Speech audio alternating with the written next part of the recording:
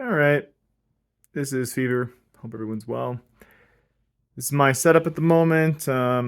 Experimenting with some things. I really like the idea of having like two dedicated, you know, mix surfaces, and I don't really do much with panning, to be honest. And I can do all the panning stuff I need to here if I need to do anything. But I really like the idea of just having like sends and maybe like a DJ style knob. So that's kind of what I've done. I've set up my Ableton template so that this pan on user one, I actually use this as just like this is high pass, and then at noon everything down is low pass. So I'm able to easily kind of get a mix that I want, and then we'll do sends here because it really is ideal to have some effects sends that you can use for progressing a track if you're doing just straight up uh, hardware. So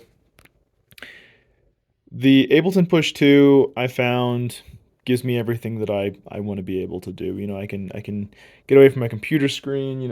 I have this whole computer screen thing here, and it's big, 42 inch. It's cool, but when you're making music, it really does help to kind of be in this space here. So what I've determined to do is I really fell in love with the Arturia KeyStep Pros.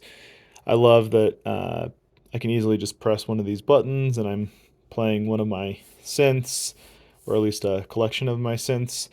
And the way that I've organized this is, over here I have all my TD3s, and I will have more set up, but I'm building cases for them. So right now it's just this TD3 MO. I also have a black TD3 MO that I'll have for stereo because I also fell in love with that idea. I've been doing that often, not always, but often with my Neutrons. I have two of them. And I like to pan 170% left, 70% right, and kind of match the patches, but have them be a little different, of course, because it's analog and I'm using my hands to tweak parameters, and it creates a beautiful stereo image. So I love that idea with the TD3MO as well. I do have two TD3s, and I'm trying to decide if it makes sense to have them in this setup additionally, or if I should, find new homes for them. I don't know. But here I have a Crave and an Edge. I am going to be rebuilding this case because, as you can see with this case, these are flush, which means if this falls, these knobs can get damaged. And what I found with this case is I actually have it recessed about an inch, right? And so that makes it so these knobs, if this were to fall, this edge would take the heat, not these guys. But I also have two Model Ds that will be up top. Reason that I took them out, they're both screwing up, so I don't know what's wrong with them, but I'm gonna diagnose them. I'll make a video trying to fix them or identify what the issues are, what have you. But either way, I wanted to go over this Neutron patch. I have a friend who mentioned she didn't know what FM synthesis was, so it's going to explain something cool I've kind of determined with the Neutrons. The overdrives on the Neutrons, I think, dramatically change the sound. Okay, and you can bypass the overdrive. You simply patch your VCO mix. Is that right? I'm sorry. You patch the filter directly into the VCA. So VCF right into the VCA, you bypass this whole overdrive unit and you don't hear it. So totally different sound out of the Neutron if you do patch that way. And I recommend you try it. A lot of people just keep it that way because they like the more pure sound without the overdrive in the middle there. So cool thing with semi-modulars, you can do that. But the concept of frequency modulation. So you see how we have two oscillators. We have 1 and 2. What you're doing is you're taking oscillator 2 and we're going to run it directly into this attenuator right here so that we can control the amount of the attenuator out going back into VCO1.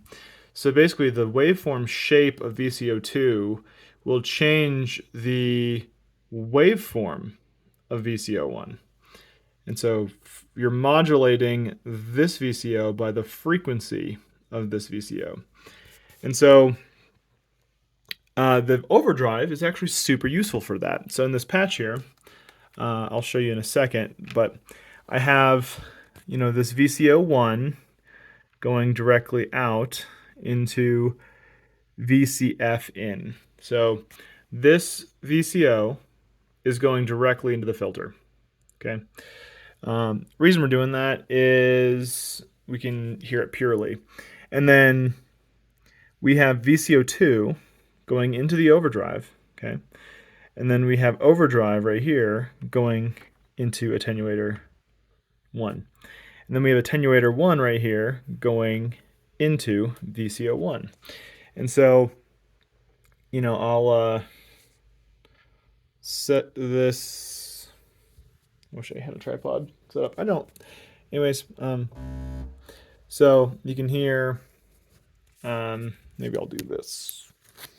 Maybe this works. Maybe this doesn't. I don't know.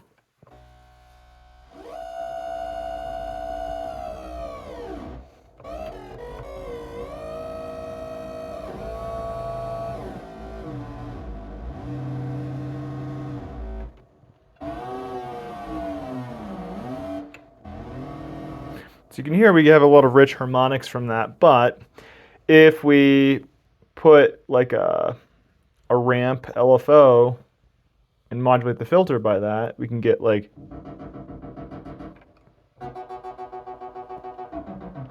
so.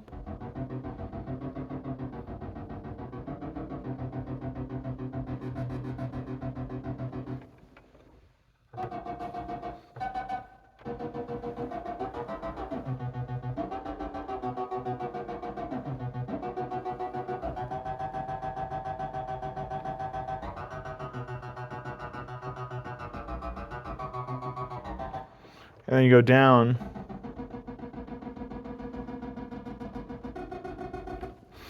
You can get some really cool, like late 2000s dubstep type sounds, like.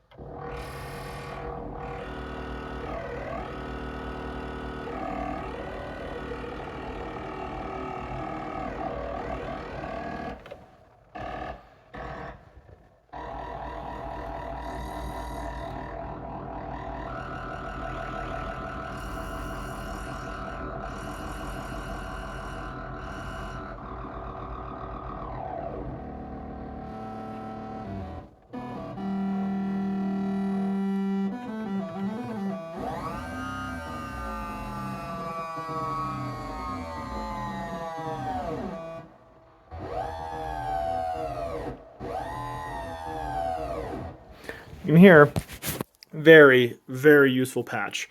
So I encourage you to play around with this. Patch your VCO2 directly into overdrive, and then patch overdrive directly into attenuator 1, patch attenuator 1 directly into VCO1. And functionally, the shapes of this oscillator will become textures on the general waveform of VCO1. And so by modulating the attenuator one, playing with the overdrive, modulating the LFO and the amount of the LFO on the filter, you can get some super cool sounds, really, really modular. So until next time, I'm Fever. Take care.